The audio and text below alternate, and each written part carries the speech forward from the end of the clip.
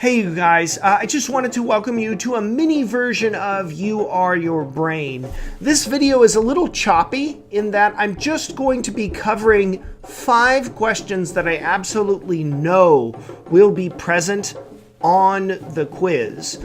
And so I'm not going to give you the full redo of You Are Your Brain, but I wanted to get you a video as soon as possible so that you guys have access to me talking about the material. So the way this video works is I go through these 5 questions. I'll intersplice some of the slides as appropriate, but it will not be the complete lecture, which is obviously much longer than this one, but just a series of karate chops focused on each one of these questions. I hope it's enough. If you have any questions or concerns about this, please don't hesitate to let me know, and I know I repeat that same message at the very end. So let's get cracking. I want to thank my sons for letting me use my pan. It's actually my hat, but occasionally they want to use it. It's from We Bare Bears. So if anybody's a We Bare Bears fan out there, big up to you. And if not, that's still fine. You still get a big up. All right, so let's start with number 1. And then what I'll do is I'll read this question and then I'm going to work you through it backwards. So let's do this. Number 1. This is a true or false question. The best attitude to take towards learning is to understand that failing at a task is essential to learning it. Failure is not the opposite of success, it is a precondition of success. Okay, this is true. And why does this matter? Well, it turns out that we know that when people actually think that they can't do something, when they tell themselves, this can't be done, they don't do it. And how do I know this? Well, there have been studies done where they've administered math exams to people and they've told them, you won't be able to do this problem, you won't be able to figure it out, and statistically, a significant number of people cannot. Then there are times when they administer the same set of math questions to a comparable group of students academically, and they don't give them that prompt. And then instead they say, you have enough knowledge to complete the following. And a statistically significant number of people complete those tasks that didn't in the first. And this strongly suggests that the approach or attitude that we take to tasks influences our brain's capacity to complete them. So if you tell yourself you can't, then you won't. And if you tell yourself that you can, then you probably can. Now, obviously, there are limitations to this kind of thing, but what it does indicate is you have a great deal of impact on your own education. If you tell yourself you can't figure this stuff out because you're not that smart, then you probably won't. But this is wrong, right? Because the brain is elastic, and we know that the brain, although it may not be able to do something at one point in time, it will learn to do it in another point of time. So what you need to understand as a student, and for purposes of this exam, is that failing is part of how the brain learns. And so when you write a paper and you don't do well, you can rewrite in my class because you understand, I didn't do it properly the first time, but I will redo it. So don't think of failure as the opposite of success. In order to learn how to do something, you need to do it properly. You need to fail at it first and then learn how to do it. Okay, next up. A critical thinker, by the way, these quiz questions are not in this order. I've just pulled them from the quiz itself and then numbered them accordingly. So the numbers that they appear at in your quiz may be radically different. Okay, number 2. A critical thinker will evaluate a claim based on its form, what is said, and its content, how it is said. I only include this one, even though I mentioned this in our other video on sources. I include it because everybody gets this one wrong. Notice that when I say form, I put in parentheses what is said. But actually what is said is the content, not the form. And likewise, how it is said is the form, not the content. So this is actually false.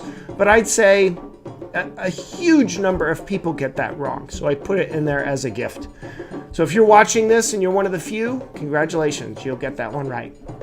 Okay, next statement is about cargo cults. Now, we're not going to do the whole hullabaloo here on cargo cults,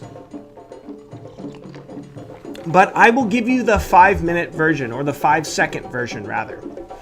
What happened was, during World War II, American forces landed on a number of heretofore isolated or hitherto isolated islands that had a small group of people, indigenous peoples, living on them.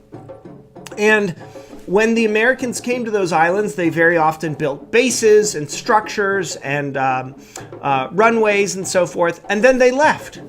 And when people returned, anthropologists decades later, they found that people began to emulate the actions of U.S. soldiers. So they would paint USA on their chests, they would march down runways like they were in file.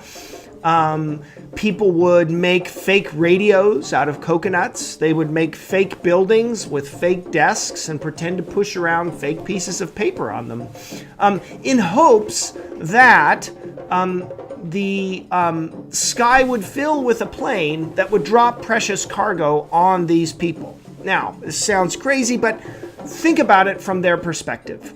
They notice these people come to the island, perform these actions, and then it appears as though, conjoined in time to those actions, is the presence of an effect. That is, all of these medicines and food being dropped from the sky upon the people who had done these things.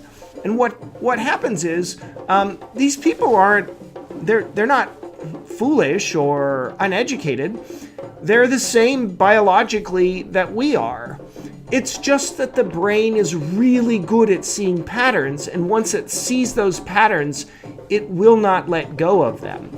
And so it will convince you that these two events are related when in fact they're not.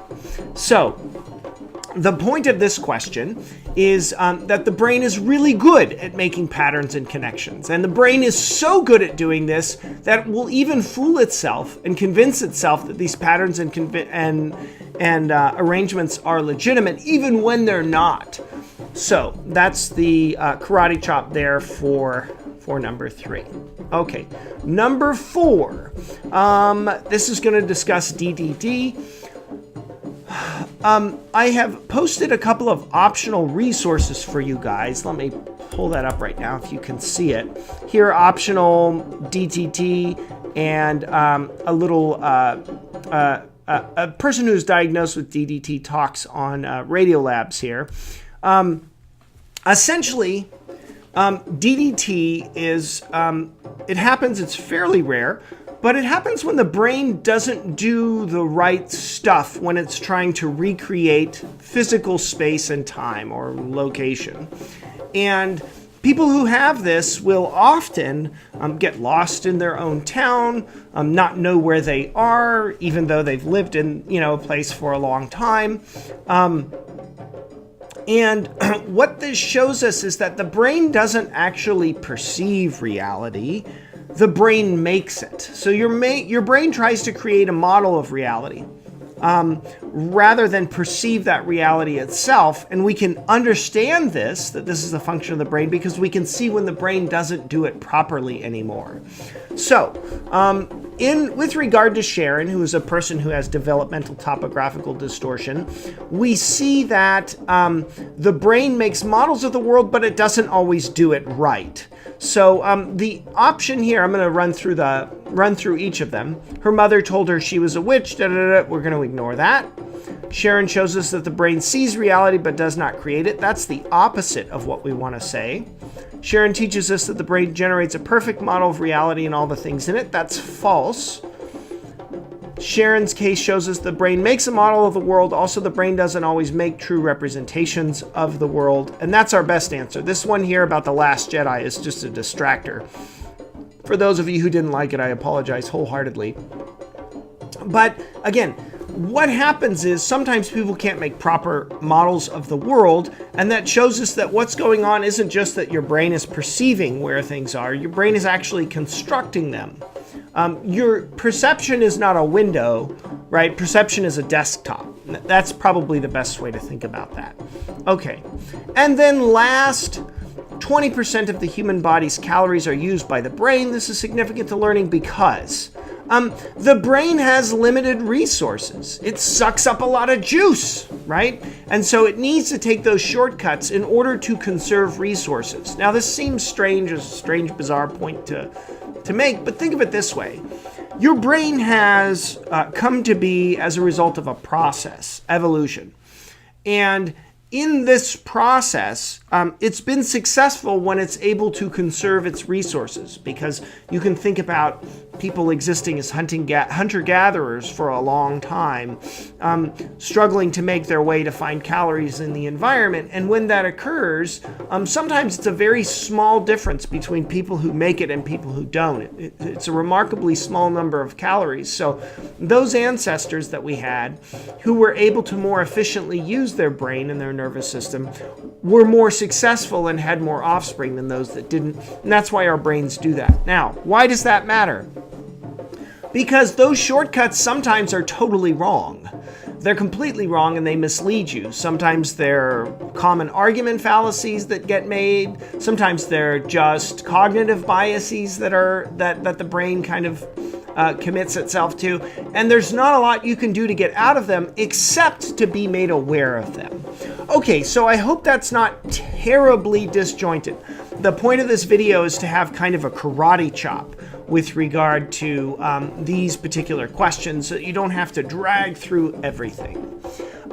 If you guys have any questions on this, please don't hesitate to message me. Like I said, I'm kind of hanging out here. So I would love to hear from you guys if you have any questions, and I'm sorry again about the big long video for You Are the Brain being yanked from YouTube. Thanks.